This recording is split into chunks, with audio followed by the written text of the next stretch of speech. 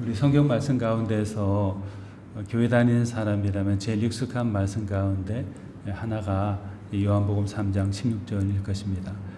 하나님이 우리를 얼마나 사랑하시는지 잘 표현된 그런 말씀이 본문 요한복음 3장 16절 그리고 17절 말씀입니다. 이 말씀이 비록 두 절밖에 되지 않지만은 이 두 절 속에 우리를 위한 하나님의 그 사랑 또 복음이 고스란히 담겨 있다라고 생각을 합니다.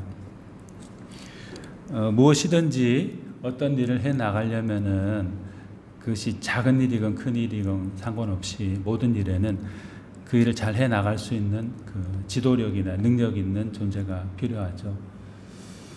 능력이 많을수록 또 경험이 많을수록 어떤 일을 헤쳐나가기에 문제를 해결해 나가기에 아주 쉽습니다. 그래서 가능하다면은 앞서 있는 사람이 보다 더 많은 식견을 가지고 경험을 가지고 실력이 있으면은 같이 가는 사람들이 마음이 놓이고 편안하겠죠. 근데 아무리 그 개인이 또는 특정한 집단이 많은 지식을 가지고 그 경험을 가지고 있다 하더라도 그 한 개인이나 한 집단이 세상에 있는 모든 문제를 다 해결해 나가기는 중과부족일 것이에요. 그렇잖아요. 특정한 한 사람이 혹은 어떤 특정한 무리가 세상에 있는 모든 아픔이나 문제들을 다 해결해 나갈 수 있다. 불가능한 일이죠. 그런데 성경에서는 모든 사람의 문제와 세상의 문제를 다 해결해 나갈 수 있는 분 한 분이 계시다고 제시합니다. 그분이 바로 우리 주 하나님이시죠. 하나님은 특별히 모든 사람들이 힘을 합쳐도 해결해 나갈 수 없는 죄의 문제를 우리를 위해서 해결해 주시고 우리의 구원의 문제를 선물해 주시는 주체가 되신다. 이렇게 이제 말씀하고 있습니다. NIV 성경에 보면은 이 본문에 나와 있는 하나님이라는 표현을 5번 쓰고 있어요. 주격으로 3번, 소유격으로 2번 언급하면서 하나님이 인간의 구원을 또는 사람의 문제들을 해결해 나가는 주인공, 주체가 되어 주신다. 이렇게 말씀하셨어요. 그 대상이 가지고 있는 문제가 무엇이든지 간에 하나님이 개입하시면은 그 모든 문제가 해결을 받을 수 있다. 인간의 해결해 나갈 수 없는 가장 극심한 문제인 죄의 문제까지도 하나님이 주체가 되셔서 주인공이 되셔서 우리 개인과 역사에 개입하시면은 그 모든 것들을 해결함 받을 수 있다라고 성경이 말씀하고 있어요. 그래서 요한복음 3장 16절 본문 읽었죠. 여기에도 보면 하나님이라는 말로 시작해서 하나님이 또 하나님의 이런 식으로 5번이나 하나님을 강조하면서 복음을 선포하고 있는 것이죠. 스가랴 4장 6절에서 9절 말씀에 이렇게 말씀되어 있습니다. 곧 천사인데 그가 내게 대답하여 이르되 여호와께서 스룹바벨에게 하신 말씀이 이러하니라. 만군의 여호와께서 말씀하시되 이는 힘으로 되지 아니하며 능력으로 되지 아니하고 오직 나의 영으로 되느니라. 큰 산아 내가 무엇이냐? 내가 스룹바벨 앞에서 평지가 되리라. 그가 머릿돌을 내놓을 때에 무리가 외치기를 은총이 그에게 있을지어다 하리라 하셨고 여호와의 말씀이 또 내게 임하여 이르시되 스룹바벨의 손이 이 성전의 기초를 놓았은즉 그의 손이 또한 그 일을 마치리라 하셨나니 만군의 여호와께서 나를 너희에게 보내신 줄을 내가 알리라 하셨느니라. 스룹바벨 총독이 해결해 나갈 수 없는 문제 앞에서 고민하고 있을 때 하나님께서 스룹바벨에게 하신 말씀이 여기 기록되어 있어요. 무엇으로도 해결해 나갈 수 없다 하더라도 너희의 문제와 너희 구원의 문제는 만군의 여호와 바로 내가 그 일을 해결해 주겠다라고 말씀하셨어요. 하나님이 우리의 문제를 해결해 주시고 우리의 모든 아픔들을 해결해 주십니다. 그래서 페르시아 왕 고레스의 포로 귀환 명령을 통해서 하나님이 그 사람을 사용하신 거죠. 포로되었던 유다 백성들이 다시 예루살렘으로 돌아가게 되었어요. 자기 고향으로 고국으로 돌아가리라고 생각지 못했던 포로로 살아가던 사람들이 하나님의 개입하심, 역사하심으로 말미암아서 그 일을 이룰 수가 있었던 것이죠. 사랑하는 여러분, 우리 삶의 문제를 해결해 주시는 분, 해결해 줄 수 있는 방법은 오직 하나님을 통해서입니다. 하나님이 문제를 해결해 주시고 우리 아픔을 또 위로해 주시고 덜어내어 주십니다. 우리의 삶에 또 다른 중요한 주체로 임하셔서 우리를 이끌어 가시는 하나님, 그 하나님을 의지하면서 기쁨의 삶을 살아가는 우리 모두가 되었으면 좋겠습니다. 또 우리 하나님의 사랑은 어떤 사랑일까요? 우리 하나님의 사랑은 굉장히 크고 넓고 따뜻하죠. 마치 스폰지와도 같이 모든 것을 다 흡수하고 깨끗하게 만들어 주실 수 있는 그런 사랑이 바로 하나님의 사랑입니다. 옛날에 많이 불렀던 찬양 가운데 탕자처럼 방황할 때라던 찬양 있죠. 가사에 보면은 탕자처럼 방황할 때도 애타게 기다리는 부드러운 주님의 음성, 내 마음을 녹이셨네. 2절에 보면 또 불순종한 요나와 같이도 방황하던 나에게 따뜻한 주님의 손길이 내 마음을 잡으셨네. 방황하기도 하고 그래서 탕자와 같이 보잘것없는 삶을 살아갈 수도 살았던 자기가 부드러운 음성으로 다가오신 하나님으로 말미암아서 새로운 삶을 살게 되었다 고백하고 있는 것이고, 또 요나처럼 불순종하면서 제 마음대로 살아가던 자신이었지만은 따뜻한 주님의 손길이 자기를 감싸 주셔가지고 자기가 새 삶을 살게 되었다. 탕자와 불순종하는 사람이 아닌 하나님의 자녀로 회복되어 살 수 있게 되었다라고 고백하면서 이 찬양의 가사를 쓰고 또 부르기도 하고 그랬겠죠. 세상은 대개 경우에 사람들은 이익에 따라서 막 움직이죠. 나에게 이익을 줄 것 같다라고 예상되는 곳으로 이제 몰려있게 돼요.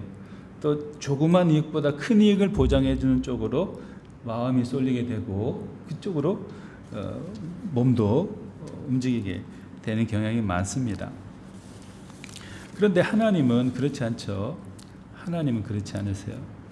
하나님은 하나님 당신에게 이익이 되지 않더라도, 극심한 손해가 예견된다 할지라도 우리 곁에 다가오셔서 우리의 손을 맞잡아 주시고 우리를 이끌어 가 주시는 그런 아주 크고 넓고 따스한 사랑을 가진 그런 분이 바로 우리 하나님이시고 또 그런 우리 하나님이시죠.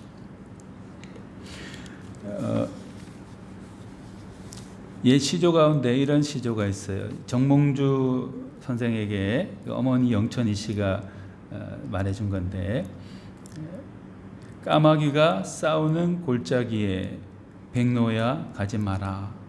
성낸 까마귀가 흰빛을 샘낼세라.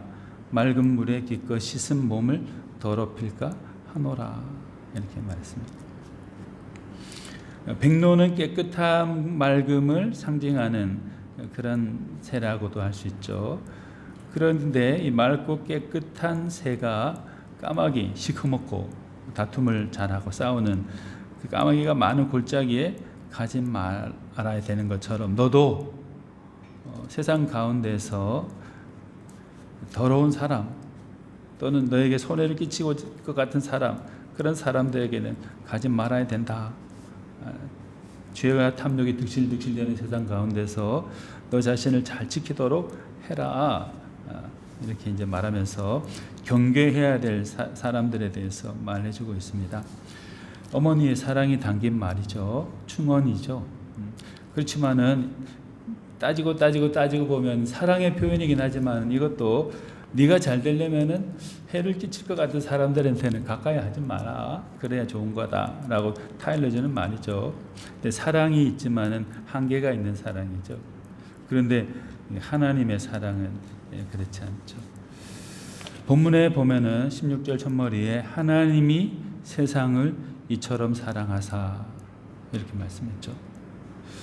하나님과 세상은 서로 이렇게 병립해 설 수 없는 그런 대상이에요.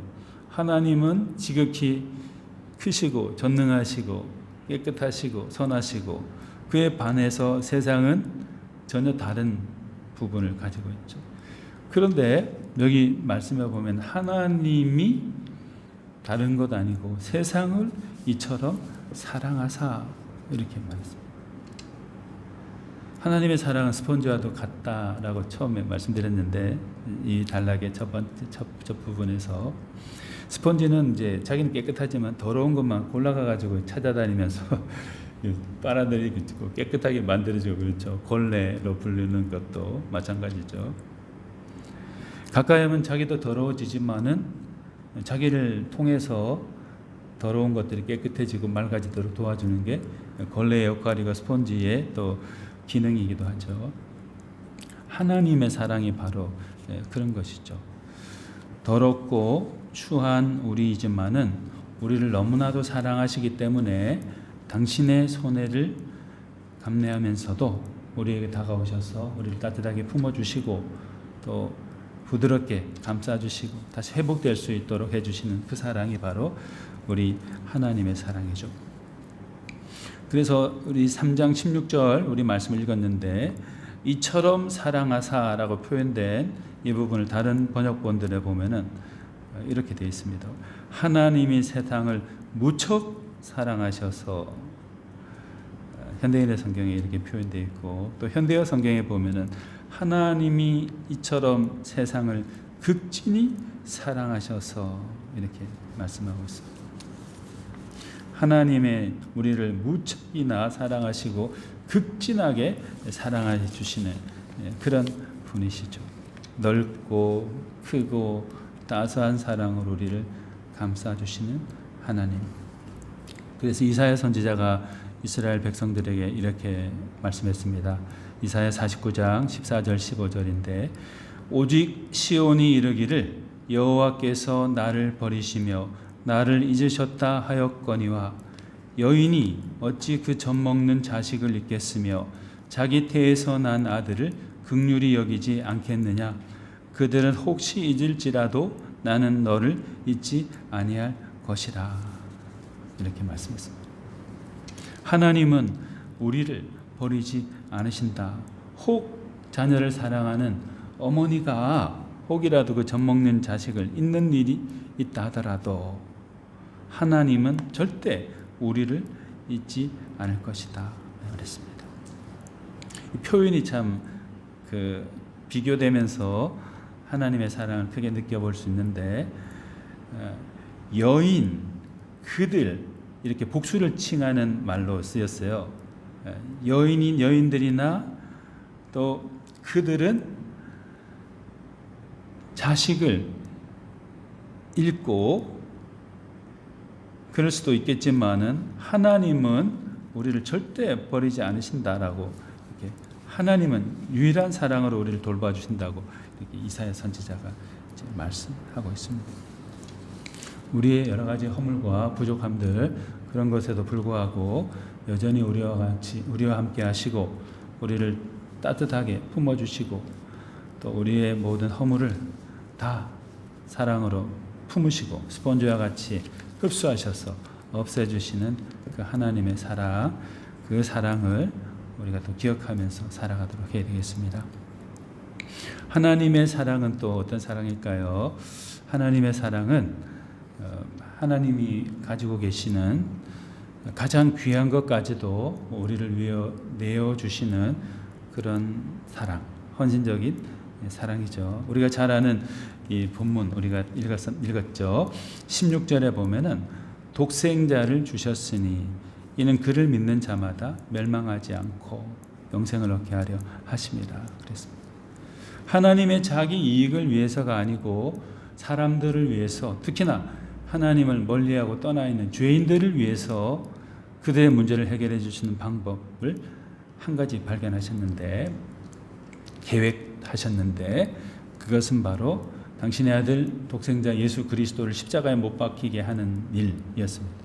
사람들의 죄를 모두 다 예수님께 짊어지우고 십자가에 돌아가심으로써 그들의 죄를 다 대속해 주시도록 계획하시고 그 일이 실행되도록 해주셨어요.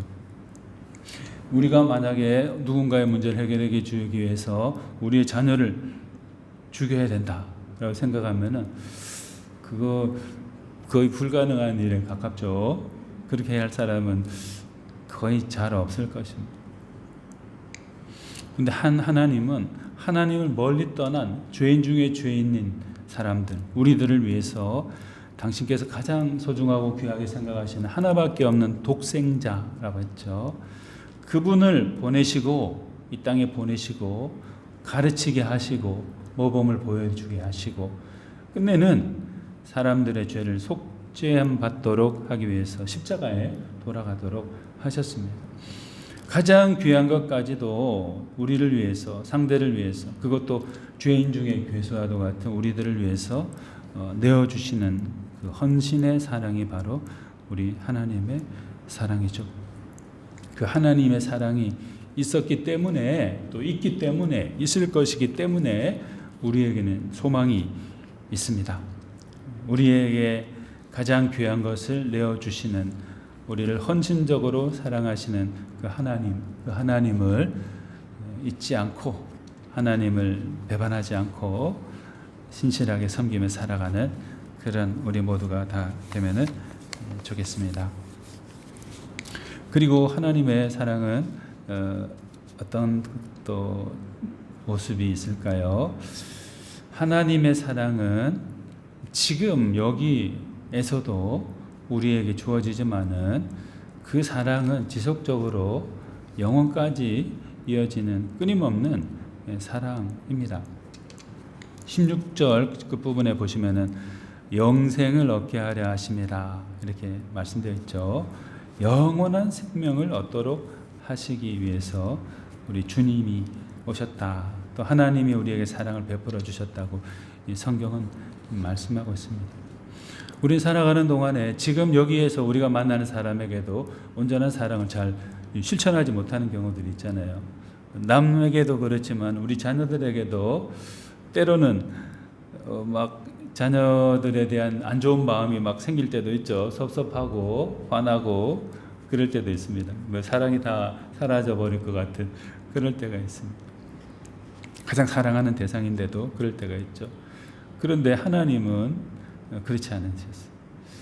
하나님 우리를 너무나도 사랑하셔서 지금 여기에서도 또는 세상이 끝나는 그날까지도 또 영원까지 이어지는 그 시간들 속에서 우리를 계속 사랑한다라고 말씀하셨어요. 예수님께서 돌아가시고 나서 부활하신 다음에 제자들에게 이렇게 말씀하셨죠. 지나시면서 마태복음 28장 20절에 볼지어다 내가 세상 끝날까지 너희와 항상 함께 있으리라 이렇게 말했습니다. 보아라 내가 세상 끝날까지 너희와 항상 함께 있을 것이다.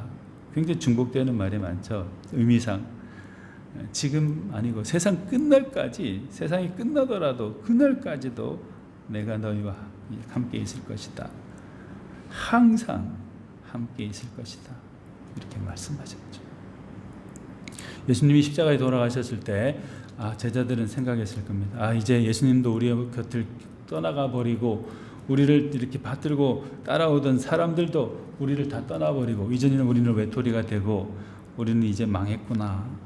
우리의 신앙도 실패했고 우리의 일도 실패했고 관계도 다 실패해버렸고 이제 여기가 끝이다 이렇게 생각하고 있었을 것입니다.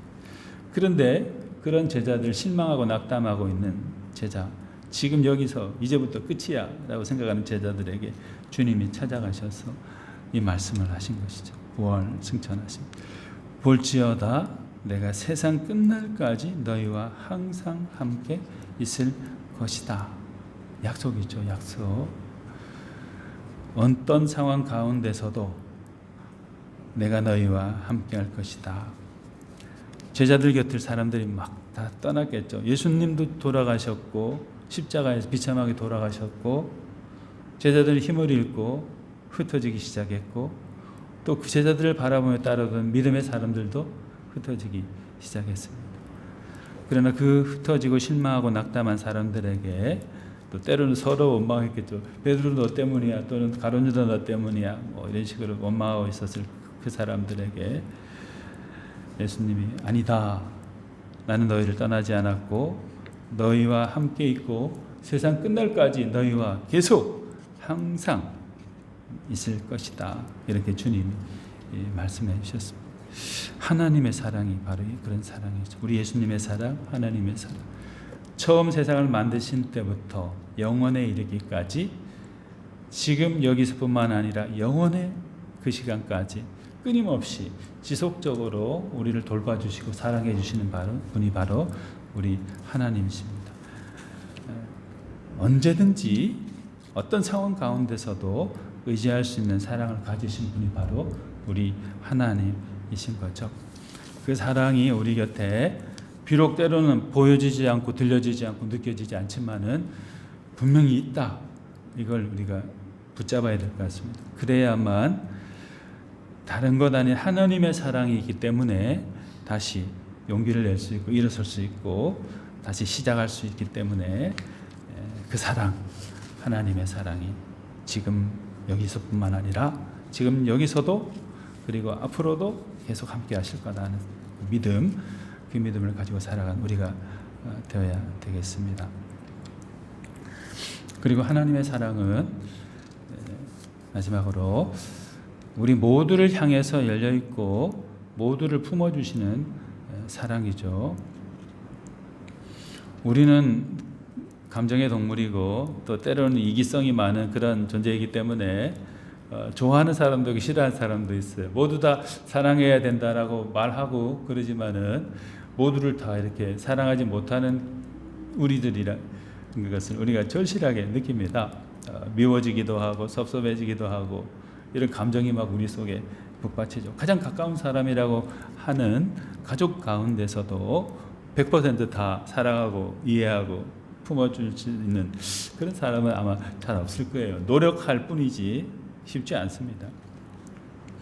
그런데 하나님은 또 하나님의 사랑은 모두를 향해서 가득 활짝 열려있고 또 모두를 다 어떤 사람이든지 다 품어주시는 그런 사랑이죠.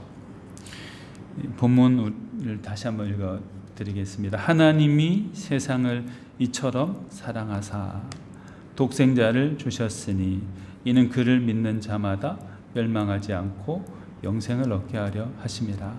하나님이 그 아들을 세상에 보내신 것은 세상을 심판하려 하심이 아니요 그로 말미암아 세상이 구원을 얻게 하려 하심이라. 이렇게 말씀되어 있습니다. 여기 주요한 단어가 이제 계속 반복되는데 하나님이라는 단어가 계속 반복되고 있고요. 또 세상이라는 단어도 여러 번 많이 쓰이고 있어요. 그리고 독생자, 아들, 그 예수님을 지칭하는 그런 단어도 4번 이렇게 사용되고 있습니다. 그 중에 보면은 하나님이라는 단어를 우리 한글 개역 개정에는 2번 쓰이고 있어요. 여기 보면은 근데 NIV 영어 성경에 보면은 하나님이라는 단어 5번 쓰이고 있어요. 그리고 세상이라는 단어는 4번, 또 독생자, 아들, 그 예수님을 지칭하는 단어는 4번 이렇게 쓰이고 있어요.